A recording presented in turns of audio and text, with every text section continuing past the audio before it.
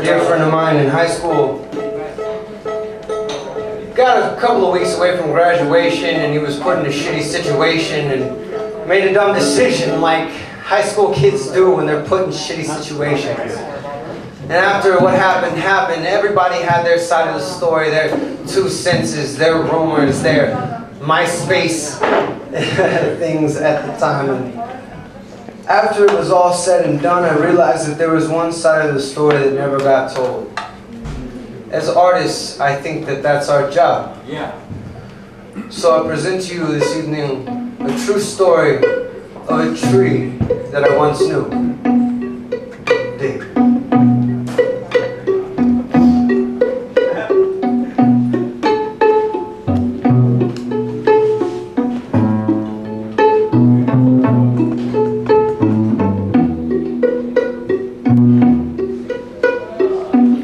I remember the day they brought you home from the hospital.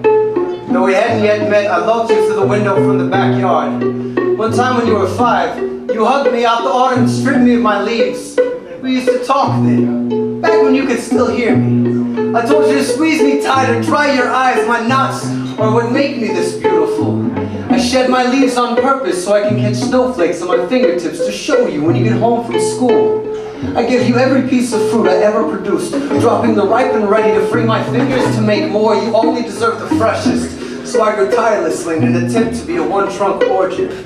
My arms only strengthened to feed and hold you. But as you grew, you forgot how to hear me. Chopped up the wisdom passed down to imaginary friends and ADD, discounting my assurance that the purpose of life is growth. To let your heart unfold, blossom into fruits to feed where your soul, son. Let your arms stretch out wider every year. Learn from the redwoods, give your head in the clouds while staying firmly rooted in the ground. Despite what they tell you, this is not a dichotomy. Pessimists just don't speak with us trees. Right. You had a chance. When you were 15, you lost your virginity beneath my shade. After seducing your first love with a picnic, I treated you both with blushing apples and kept secrets. A week away from graduation, you came home bearing these shoulder boulders the school books just couldn't compete with. I smiled from the roots up when you climbed my trunk teary-eyed for the first time since you'd gotten too cool for us to talk. When you threw that rope over my arm, I thought you were finally going to put that old tire to good use. So I flexed my fibers as you tied all 13 knots. I didn't understand. When you put your head where the spare should have been. When you adorned yourself with an unfashionable necklace like a sigh of relief. You slipped through my fingers faster than I could catch you. Writhing and kicking, I shed my leaves like clouds shed tears. Trying to put a mound on your feet, I screamed, just reach. I swear if you grab my hand, I'll grow you a peach. Anything to not have this memory burned into me. If I could have self-immolated, my starburst would have put monks to shame.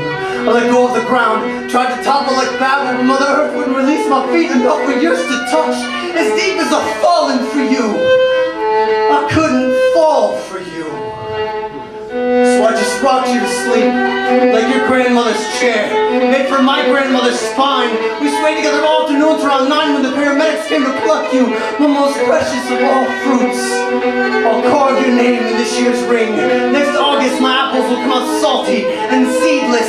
I'll do nothing but taunt every bulldozer to pass me like a bullet in a barrel. So when fire comes to take me, shave me into a million sheets, make a slice of my skin a poem of remembrance. Or ever die towards lightning bolts and attempt to follow you back to the heavenly mansion without one open space in the backyard. I'm coming home for you, my boy, my boy.